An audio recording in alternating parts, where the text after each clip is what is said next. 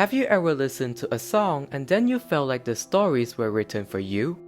Songs that have narratives that transport you into a whole new world. Today we're going to talk about Taylor Swift, one of the most successful artists in the world. Over a career that spans almost 2 decades, she made 12 studio albums. There will be a lot of people who talks about other parts of her life, but in this video, let's talk about the core of her career, storytelling. There are 2 parts of her storytelling, which is songwriting and directing. So let's start with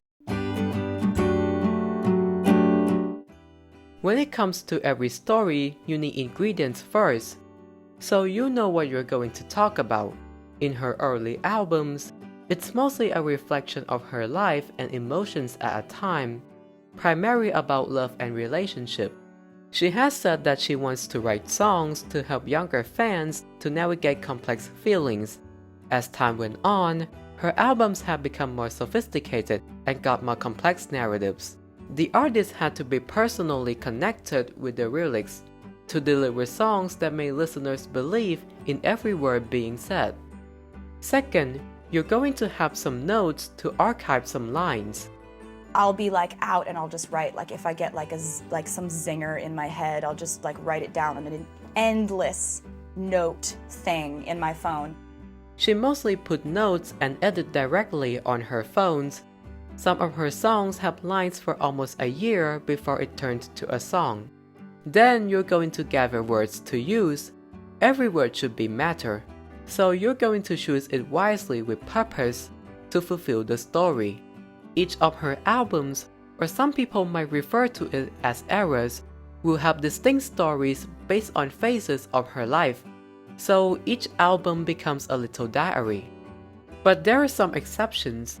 In Folklore and Evermore, the stories are fictional, which is inspired from literature and poetry. When you watch a film or you read a book and there's a character that you identify with, you most of the time identify with them because they're targeting something in you that feels that you've been there. That's why we relate to characters. Third, there are 3 types of lyrics in her songs. First is quill lyrics, which are songs that rooted in antiquated poetism. Next are fountain pen lyrics, which based on modern and vivid storylines. And the last one, glitter gel pen, which is lively and frivolous. Now we know how the lyrics are made, but why her lyrics are so great. First, it's relatability. This allows listeners to personally connect to a song. Oftentimes an album is a really, really wild way to look at yourself, right? What you're going through in your life is going to affect whether you relate to the music that I'm putting out at any given moment. And what I often love seeing my fans say is, I used to be someone who didn't relate to Reputation, and now that I've been through some other things in my life, that's my favorite album. Or I used to be a fearless girly, now I'm obsessed with Evermore. And we're doing this thing for keeps. I have such an eye on legacy when I'm making my music. I know what I made. I know I adore it.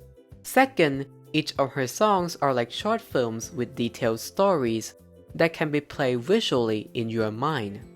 Think about it like chapters in a novel, where each chapters are stories that are interconnected to build a larger story. Third, metaphors. For those who don't know, metaphor is a way of describing one thing by referring to another stuff. There are a lot of metaphors in her songs, especially in later albums. This creates symbolism in the lyrics. It creates a non-literal meanings that listeners need to decode it themselves, and it can be referenced itself. Metaphors could be anything, like referring to a feeling, struggles, or thoughts of a songwriter. Sometimes metaphors can have different meanings in the same sentences. One of the things that Taylor is most known about are her bridges. Bridges are part of a song that's used to connect chorus and verses in the story, so the song won't be repetitive and avoids cliches. Sometimes bridges can become a heart of the song. you can start like painting the picture in the verse. You can get to the heart of it at the chorus, but then the bridge can be where you zoom back, you walk 20 feet back, and you see what this entire painting was supposed to be. Some of the bridges have become more memorable than her chorus because it adds contrast to the narratives in the story to keep listeners immersed in a song. In some of her songs, she has some featuring artists in a song. These were called duets. Duets are songs that provide two perspectives in the story on what both characters are thinking about each other. Usually, both artists trade their lines and vocals back and forth to heighten the emotional impact of a narrative, while harmonizing together in the final lyrics to express both characters' sentiments. The final thing about her songwriting that we're going to talk about is her poetry in a song. Most of her albums consist of songs that the listener must become a reader because it requires interpretation and focuses on her lyrics. Swift, who often considers herself as a poet more than a singer, created songs that emphasize as a writer by using elements from literature like allusions, motifs, or metaphors that we talked earlier, and devices like advanced vocabulary and sentence structure. Swift's work has become more like critical reading because you need to analyze what it actually means. There are even some universities out there that conduct meticulous studies on her lyrics. Because Taylor focuses on her album like it's an art form that can be interpreted in many ways, but Swift's work could also be interpreted in visuals.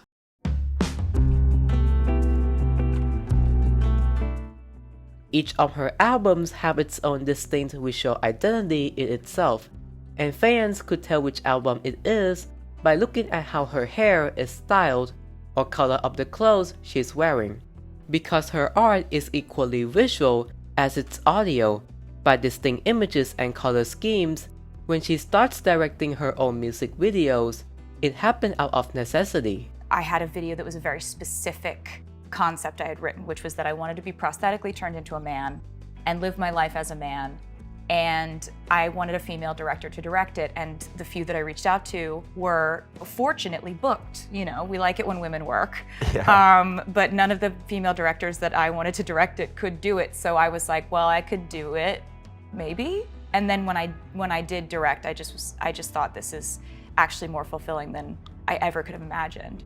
She didn't go to film school, so mostly she learns everything on set. So first thing we're going to talk about is color. As previously mentioned, you could know what an album it is just by looking at the colors in the shot. Colors can define mood and tones of a scene, whether it's a surroundings, landscapes, or visual motifs. They will have specific color palettes that depends on a story that were told in the lyrics, and lighting are also used to enhance a contrast in the frame. When planning out a shot, there will be references. Swift often uses references from films and send them to DP, and in many times, Taylor will do a shot list and storyboards to know exactly what she wants in a frame. I only direct myself in music videos where I know exactly what shots I want to get. For a music video, I literally shot list every single shot. The second thing we're going to talk about is visual narratives. These are ways to tell stories visually, and those narratives in music videos are extensions of her writings, and they often align with the lyrics. One of the reasons she's directing music videos now is that she could have creative control on how the works will be created and done, and she has often absorbed everything on set, even before she directed videos herself. I've been on the set of 60 plus music videos, and I've learned a lot from that process because I've always got my eyes and ears open, and I'm always looking at shots and thinking, I like that one, I don't like that, why and why not? I like that lighting, I don't like that light, why and why not? And so you kind of are learning based on your experience. In many of her works, they often have clear cohesive visions in the narratives that sometimes can expand the story written in lyrics even further, making it more relatable and thought-provoking. Actually, Taylor have been directing short film once. It's a short film for a 10-minute version of All Too Well. On the surface, it might just look like another typical music video, but what makes it different from her music videos? It's structured narratively in a way that I felt had to be different from any music video that I've made. It couldn't be a music video where I'm singing the lyrics and you're seeing some flashbacks and flash forwards and whatever. Yeah. I wanted people to be in that world with these two characters. Since it's a short film, you don't have time to tell the story much, so you need to convey on something else, like the environments that characters are living in, or their emotions and feelings at the moment. The camera movements are often fluid and have some match cut to connect each shot together. In the terms of acting, Swift focused on actors' naturalism. But you would reach in verbally and just give them a bit of a prompt. And that happened definitely more in the times where they're falling in love and there's this chemistry. It was a really great combination of feeling like, oh my God, they've got this. Like there were moments where you're like, just let them go. Do not mess with that. Don't mess with what they're doing. And then there would be moments where you're like, okay, Some of the shots in the film are in owner, like the kitchen arguing scene, which lasts for 2 minutes before they cut, and the actors' dialogue is mostly improvised. The film has a lot of metaphors in it, though mostly it's on the lyrics which narrates most of the film, but there are some that are visually, like the infamous red scarf, lighting up a scene, or a chapter card in a film that will be in her book when she can finally tell her story after all this time. Some of these metaphors are used as a callback to what's happened earlier in the film. I referenced the film Love Story from 1970 earlier, and when I think of that film, I think of autumn. I just do. Right. And so I was trying to, I think, establish that in the earlier parts of the short film. And like when they're falling in love, I wanted that to feel warmer. And when we're in his world, his apartment, I wanted it to feel cooler. And then when Sadie goes into her periods of despair and reeling, I wanted her world to become cooler. And then in the end, when we see her grown up, I wanted it to be a bit of a combination of both, almost to symbolize that she is still herself, but she has been changed by this experience. The final thing that we're going to talk about is details. In many of her music videos, even before directing, is known for having tons of details that fans could spot, like Easter eggs, thematic elements, or symbolism. These stuff often have hidden messages that can create depth and deeper roots of a song, leading fans to decode them and often rewatches them with curiosity. Songwriting and directing, even though these two are different things, but they both have the same role, to tell stories from a creator's perspective. She can turn feelings that you think it's yours and turn it into something universal, both lyrically and visually. Her works have inspired many artists to tell stories about themselves, and her fans felt a lot of solidarity with the artist, because she often sings about something that they need to go through in their life, whether it's a struggle or a thoughtful recounting of events. Her lyrics are honest and raw, and songwriting has become a form of literature.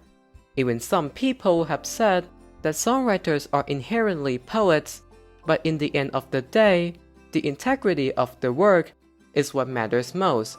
Because I think at the end of the day, what fans want is for your music to be good. Yep. What critics want is for your music to be good. What competition is afraid of is if your music's good. It doesn't matter necessarily how you define it, what category it falls under. The only thing people necessarily need is quality. Thanks for watching, and I'll see you in the next one.